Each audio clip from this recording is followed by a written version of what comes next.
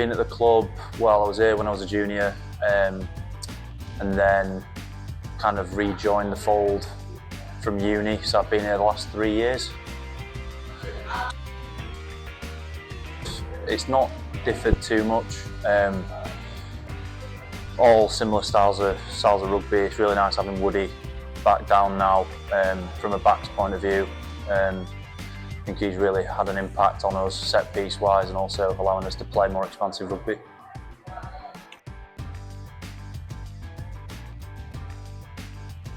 Pre-season, we're all really full of confidence.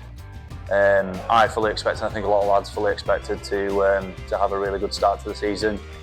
Unfortunately, a couple of games in, we fell just short. Narrow defeats to a couple of the top teams in the league. Heath away, we're winning at half time. But yeah, I think from that's kind of been a catalyst for a couple of really close defeats, which has knocked our confidence over the course of the year. I think now it's just kind of been taking each game as it comes and really like trying to just get over the line. I think that's what's probably let us down this year. We've got bags of ability on the pitch. So, I mean, back before that, I ended up fracturing my shoulder towards the start of the season, so kind of missed the first chunk of rugby. Came back Christmas time, had a couple of games called off, which was unfortunate, so didn't really play much rugby up to Christmas. And then in the new year, sustained a head-on-head collision in the first game back after the new year, which led to what was a bleed on my brain. I myself didn't pick that up until the week after, due to delayed concussion symptoms and other bits and bobs. But yeah, that's really sort of kind of stopped my rugby for a while. I'm not able to play for the foreseeable, so I say foreseeable, I'm not able to play for the remainder of the year. At this point, I'm kind of just looking at next year, kind of coming back down pre-season and seeing where I'm at in terms of my confidence and how I want to go about things. So, head knocks are a funny thing. You can have a tiny knock to the head and be out cold and instantly know you've got concussion, and you can take a really heavy blow and get up, everything's fine and normal, and a week later start to experience headaches, dizziness.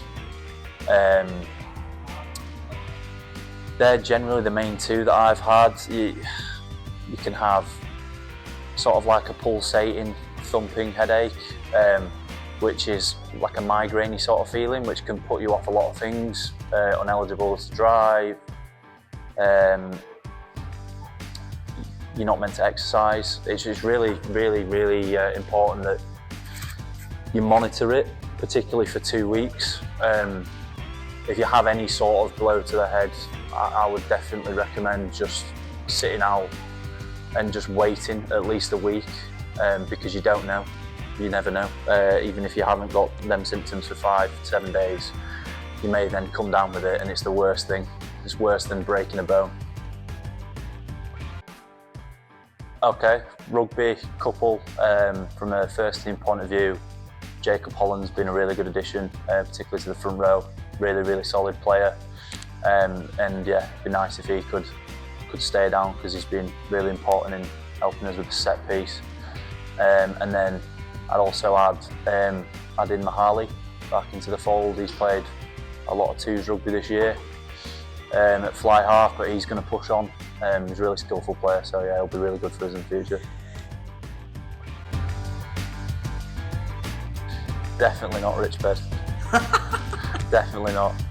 I think he's just thrown a ball at the window. He's listening. No. I know it's a tough one. I think Woody's probably a looser bloke than Wicko. Wicko's got kids, etc. So it's probably dip in after 1 or 2. But I've seen Greg Wood in this bar plenty of times, see off a fair few, so I'd probably say Woody. Match winning try. it's all about winning, isn't it? And it's probably hooker. I mean, they're all built like this. So you know, and Eddie Pitchford, one of our mates, Edley. I've never not heard him complain about neck pain or other bits and bobs. So definitely hooker. Seeing games out, just making good rugby decisions. I think it's evident every time we come down on a Saturday that we can throw the ball around and take on teams, and often enough we've got better attack than most teams. Sometimes we just don't show up in defence and make poor rugby decisions that lead to, well,